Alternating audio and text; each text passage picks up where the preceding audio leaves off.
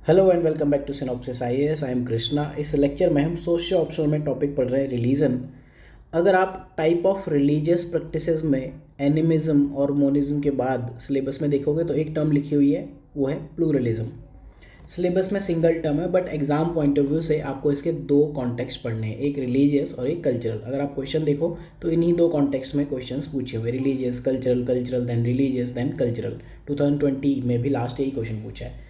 Pluralism का मतलब क्या होता है? Basically acceptance of different cultures, tolerance होना चाहिए, जैसे हमने GS4 में पढ़ा होगा। तो एक बार हम क्वेश्चंस देखें। 98 में 20 मार्क्स में पूछ लिया कि इस पर शॉर्ट नोट लिख दो धार्मिक बहुल बात पर। देन 2010 में जो क्वेश्चन पूछा है, 2020 में भी वही क्वेश्चन पूछा है, right a note on cultural pluralism in multi religious society like India. 2020 में बस ये इन्वर्टेड कॉमा हटा दिए तो काफ़ी डिफरेंट आंसर हो जाएगा डेफिनेटली, राइट। तो ये क्वेश्चन है। देन इसके बाद सोशियोलॉजिकल पर्सपेक्टिव से आपको कल्चरल डायमेंशन इसकी डिस्कस करनी थी। 2011 में 12 मार्क्स में पूछ लिया। देन रिलीजियस टर्म को इन्होंने कहा कि ये प्रेजेंट डे सोसाइटी का ऑर्डर है, इसको आप डिस्कस कर दो। देन ये 2020 का क्वेश्चन हम देख चुके हैं। तो इस लेक्चर को हम इंट्रोडक्शन देखेंगे, देन इसके बाद कल्चरल कॉन्टेक्स्ट देखेंगे, dimension, then homogeneous and heterogeneous societies में कैसे ये बिहेव करता है, कैसे डिफरेंट है। इसके बाद रिलीजियस डायमेंशन देखेंगे एंड उसके बाद उसकी जो और सब टॉपिक्स हैं उनको हम देखने की कोशिश करेंगे। तो लेक्चर को स्टार्ट करने से पहले मैं बता दूं आपको लेक्चर मिलेगा कहाँ। ये सिनॉप्सिस के यूट्यूब चैनल पर socio optional lectures for UPSC इस प्लेलिस्ट में मिल जाएगा। हिंदी इंग्लिश दोनों मीडियम में लेक्चर्स अवेलेबल हैं। एंड अगर आप इनरोल करना चाहो तो सिनॉप्सिस के वेबसाइट पर जाकर ऑप्शनल में, सोशियो ऑप्शनल में आप यहाँ से ये कोर्स एक्सेस कर सकते हो। Everything is there, free material, resources, enrol link, everything is there. तो स्टार्ट करते हैं, इंट्रोडक्शन समझने की कोशिश करते हैं। देखो, अगर इस टर्म को सिंपलेस्ट टर्म्स में, सिंपलेस्ट वे में डिफाइन करने की कोशिश करें तो हम यही कहेंगे कि pluralism is a doctrine of multiplicity, जहाँ बहुत सारे व्यूज़ एक साथ कोएग्जिस्ट करते हों। इसको हम यूज़ कहाँ करते हैं? इन अपोजिशन टू मोनिज्म या फिर डुअलिज्म। मोनिज्म हमने लास्ट लेक्चर में क्या समझा था कि अगर बहुत सारे व्यूज़ हैं भी तो उनको आप एक सिंगल व्यू में कंडेंस करोगे, कन्फाइन करोगे, राइट। फॉर एग्जांपल अगर मैं आपको बिल्कुल बेसिक एग्जांपल जो रिसेंट सोसाइटीज़ में है वो दिखता है, वन पार्टी सिस्टम। यहाँ पर ये मोनिज्म हो गया। जैसे चाइना का जो सिस्टम है वो मोनिस्टिक है, political system, party system. USA का है डुअलिज्म, वहाँ दिखेगा आपको दो पार्टी सिस्टम दिखती है। इंडिया में क्या है? प्लूरलिज्म है, बहुत सारी सोसाइटीज़ दिखती है, बहुत सारी पॉलिटिकल पार्टीज़ दिखती हैं। कोई भी अपनी पॉलिटिकल पार्टी रजिस्टर करा सकता है अगर वो इलेक्शन कमीशन की कुछ गाइडलाइंस को डेफिनेटली सेटिस्फाई करता है। तो ये आप इस तरह के एग्जांपल्स दे भी सकते हो एग्जाम में। तो बेसिकली GS4 में अगर आप एक टर्म देखो तो वहाँ एक टर्म है टॉलरेंस, TOLERANCE। टॉलरेंस का मतलब होता है कि आप उन लोगों के लिए एक रेस्पेक्टफुल बिहेवियर या एटीट्यूड रखो जिनकी लाइफ स्टाइल आपसे अलग है। वही प्लूरलिज्म भी कहता है। This is a philosophy which recognises an affirmation of diversity within a population group. Term क्या है यहाँ पर important? Within a population group. Group एक ही है, उस ग्रुप के अंदर बहुत सारे पॉइंट ऑफ व्यूज़ आपको दिख रहे हैं। ये अलग वे में सोचते हैं, ये वाले बंदे अलग वे में सोचते हैं, ये वाले बंदे अलग वे में सोचते हैं, ये वाले बंदे अलग वे में सोचते हैं। तो यहाँ क्या है? पीसफुल को एग्जिस्टेंस होना चाहिए। डिफरेंट इंटरेस्ट, कन्विक्शन, लाइफस्टाइल जो आपसे डिफर करते हो उनका बेसिकली। अब प्लूरलिज्म आता कैसा है? समाज में डिफरेंट कल्चर्स आते कैसे हैं? देखो, जब जैसे ही सोसाइटी इस्टेब्लिश होती है, अगर आप बिल्कुल एंथ्रो पॉइंट ऑफ व्यू से एंशियंट हिस्ट्री में जाओ, सबसे पहले इंसान क्या है? Hunting and food gatherer society थी। उसके बाद उन्होंने सेटल्ड एग्रीकल्चर स्टार्ट की, तब वो एक ग्रुप में रहने लगे। सबकी कल्चर सेम थी, यही इन्होंने ट्राइबल ग्रुप बनाए। इसी से पावर की थ्योरीज अगर आप देखो, जो पावर ऑफ सोशियो में हम पढ़ते हैं, पॉलिटिकल सोशियोलॉजी, वहाँ पर आप देखते हो कि पावर इन्होंने कैसे एक्वायर की। तो ग्रुप सेम है। जैसे अभी भी आप नॉर्थ इंडिया में, स्पेशली जो गैंगेटिक बेल्ट्स हैं, वहाँ पर आप देखो बहुत सारे विलेजेस एक ही कास्ट के आपको दिखेंगे। जैसे अभी एक वो रिसेंटली शो आया था पंचायत, तो लोगों ने उसको काफ़ी क्रिटिसाइज़ किया, एक पर्टिकुलर टाइप के लोगों ने, कि इसमें ब्राह्मणिस्टिक कल्चर ज़्यादा दिखाया है, सारे लोगों के नाम ब्राह्मण हैं। तो वो ऐसा है, देखो कहीं भी जो भी आपको एग्रीकल्चरल सोसाइटीज़ दिखेंगी वहाँ एक कास्ट के विलेजेस दिखेंगे, वहाँ प्लूरलिज्म नहीं दिखेगा। अब होती कैसे हैं सोसाइटी में डिफरेंट व्यूज़ कैसे आते हैं, डिफरेंट लोग कैसे आते हैं? सबसे सिंपल वे क्या है? माइग्रेट होके आ जाए, ग्लोबलाइजेशन। माइग्रेशन कब होगा? जब ग्लोबलाइजेशन होगा, ट्रैवल एंड ट्रांसपोर्ट लिंकेजेस होंगे। राइट। फॉर एग्जांपल अगर इसको हम समझने की कोशिश करें, एग्जाम में आप ये बना भी सकते हो, जो मैं बना रहा हूँ थोड़ा सा आपको बना के दिखाऊंगा, समझ में आएगा। राइट, पहले फॉर एग्जांपल कुछ लोग यहाँ रहते हैं, राइट, ये एक कल्चर के लोग हैं, दूसरे कल्चर के लोग यहाँ रहते हैं, तीसरे कल्चर के लोग कुछ और टाइप के हो गए, राइट, ठीक है। अब यहाँ पर जो ये कल्चर बी है, ABC, तो ये कल्चर बी में अब ग्लोबलाइजेशन माइग्रेशन, ए के लोग आके रहने लगे, तो पहले यहाँ इस टाइप के लोग होते थे, अब यहाँ कुछ ऐसे लोग भी कहीं कहीं जाके बस जाएंगे। देन सी से भी कुछ लोग आ गए, यहाँ ये आके रहने लगे। देन हो सकता है कहीं डी से ये वाले लोग आके रहने लगे, देन कहीं और से ये वाले लोग आके रहने लगेंगे।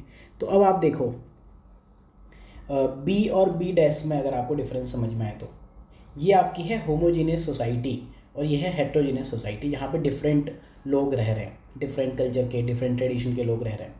तो इसी वजह से बहुत सारे जो सोशलॉजिस्ट हैं, समाजशास्त्री हैं, वो ये कहते हैं modernity and pluralization go hand in hand. जहाँ हम मॉडर्निटी पढ़ते हैं वहाँ देखते हैं ग्लोबलाइजेशन और मॉडर्निटी एक तरह से रिलेटेड है, माइग्रेशन। इंडिया में अगर आप देखो रेलवेज़ का जैसे ही उदय हुआ, रेलवे का विकास हुआ, उसके बाद क्या हुआ कि मोबिलिटी बढ़ गई। देन मोबिलिटी बढ़ी तो लोगों ने एक जगह से दूसरी जगह आना शुरू कर दिया। उसके बाद से इंडिया में जो कास्ट सिस्टम है वो थोड़ा सा टोन डाउन हुआ एंड काफ़ी सारी चीज़ें, क्योंकि पहले तो क्या था, सोसाइटी में आपको रहना है, उन्होंने आपको गांव से बाहर निकाल दिया, आपको डिपेंडेंसी भी उसी सोसाइटी पर है और आप उनसे रिलेट भी नहीं कर पा रहे हो। तो पहले का जो सिस्टम था क्लोज सिस्टम था, और ओपन सिस्टम बनाने में माइग्रेशन, ग्लोबलाइजेशन, रेलवेज़, मॉडर्नाइजेशन, इन चीज़ों का काफ़ी बड़ा रोल होता है। तो ये सारे जो सोशलॉजिस्ट हैं उसमें जो भी बड़े बड़े नाम हैं सब ने इस बारे में बात की, चाहे वो कॉम्टे हो, स्पेंसर हो, डर्कहाइम हो, वेबर, मार्क्स, फ्रेड, जो भी आपको दिखे सब नाम दिखेंगे। तो एग्ज़ाम में आप ये सारे एग्जांपल्स दे सकते हो जो मैंने बताया, प्लस ये इमेजेस बनाना तो 2 करके बनाना सेम वे में, राइट। ठीक है, कल्चरल प्लूरलिज्म को समझने की कोशिश करते हैं। थोड़ा सा टंग ट्विस्टर सा वर्ड है।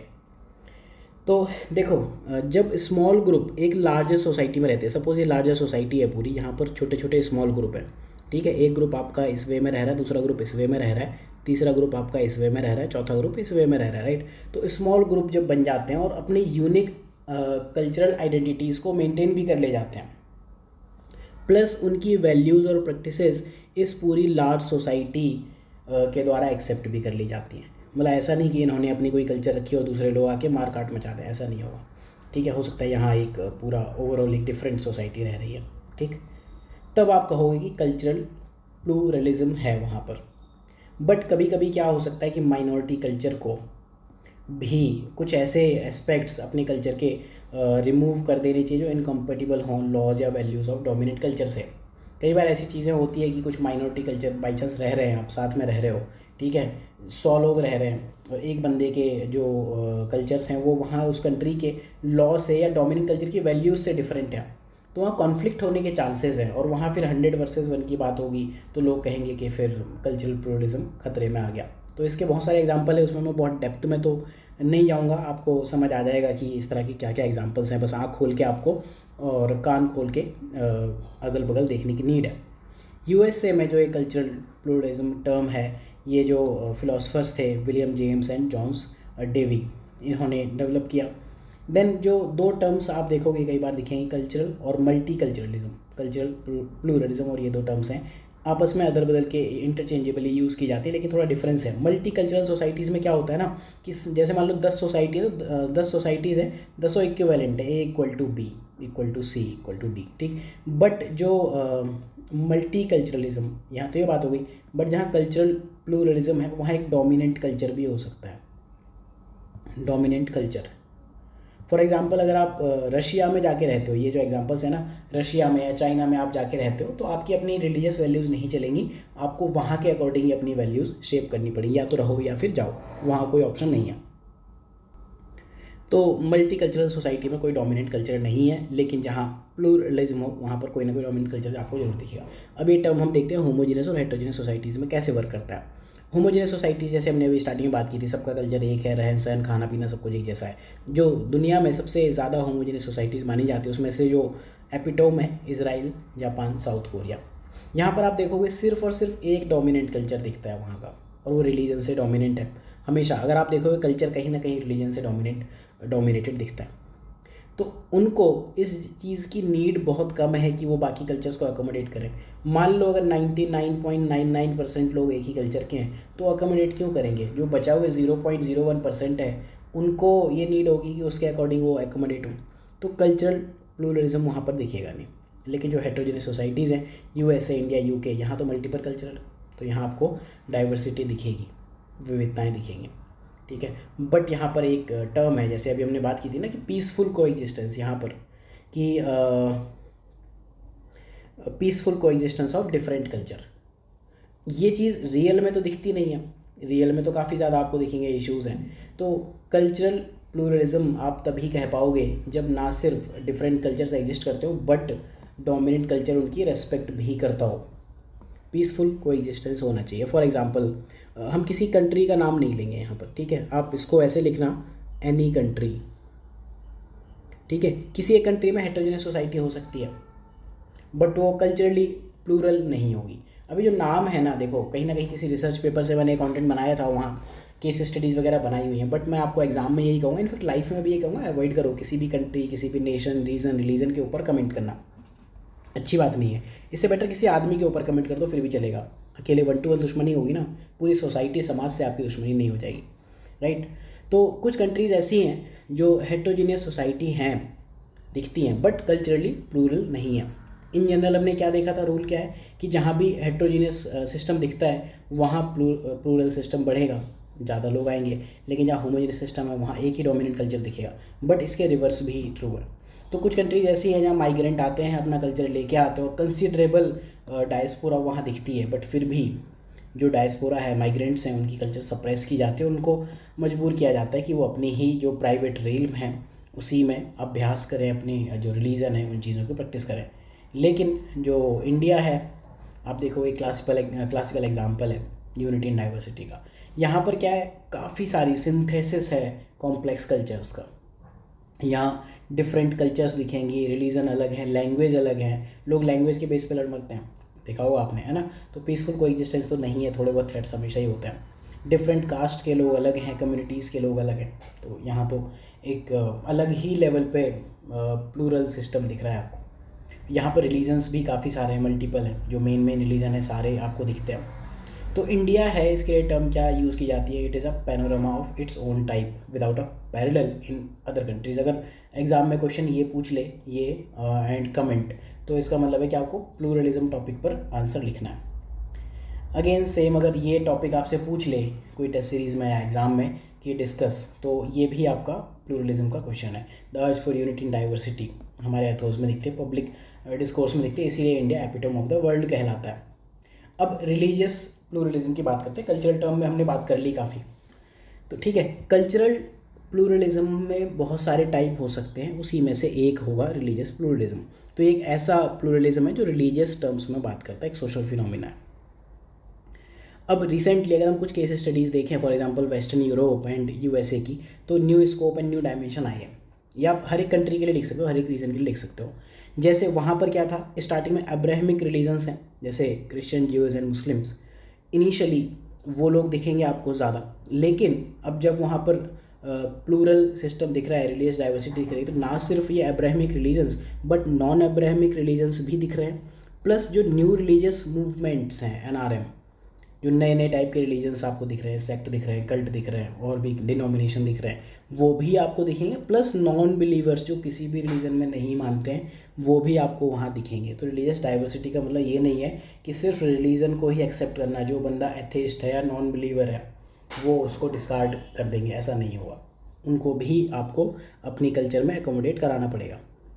तो ग्लोबलाइजेशन, माइग्रेशन, डेफिनेटली इन्होंने वेस्टर्न सोसाइटी के प्लूरलाइजेशन में काफ़ी हेल्प किया, हम ऑलरेडी समझ चुके हैं, राइट।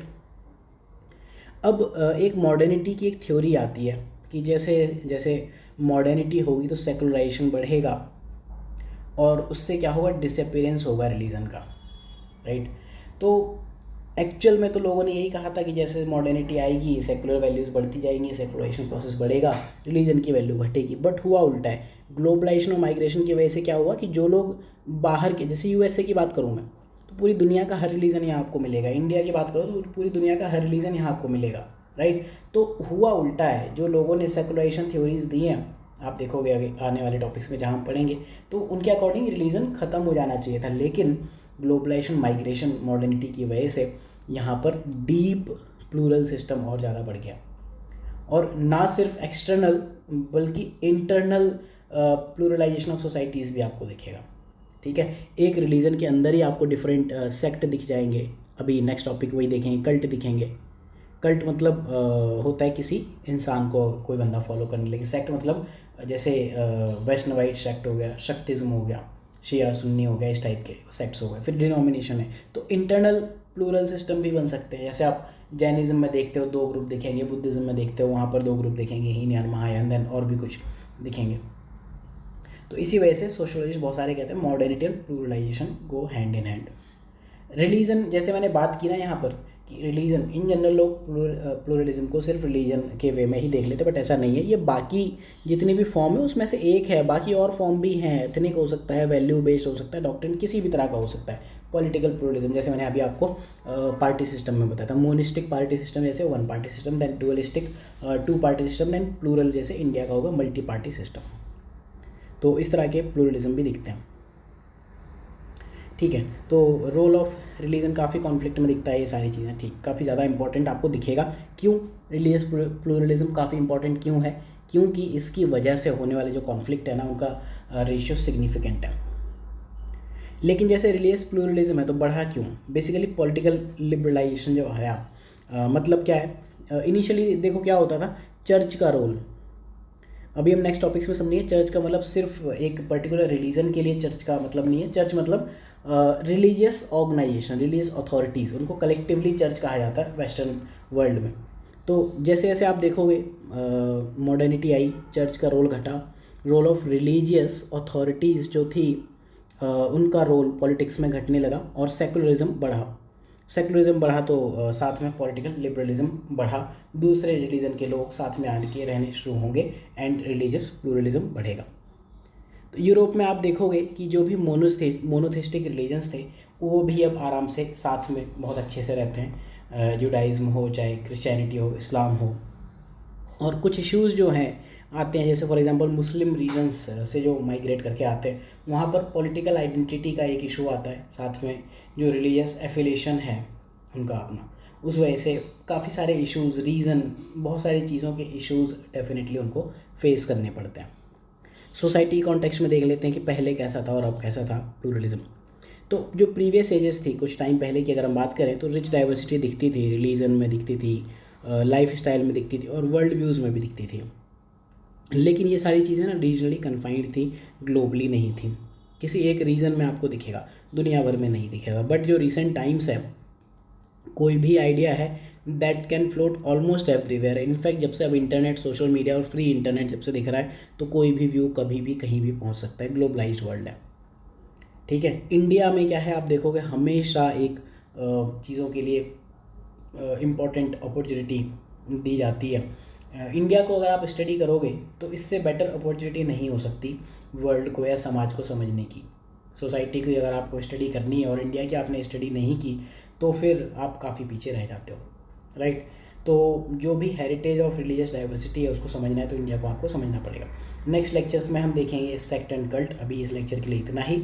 एंड अगर आप इस लेक्चर को देखना चाहोगे तो डेफिनेटली इस वाली प्लेलिस्ट में दिखेगा socio optional lecture for UPSC IAS, that is in Hindi and English medium. 3 lectures यहाँ मिलेंगे एंड पेड कोर्स आप ज्वाइन कर सकते हो सिनॉप्सिस IAS की वेबसाइट में, ऑप्शनल्स में जाके यहाँ पर सोशियो ऑप्शनल में। So thank you for watching. Have a good day.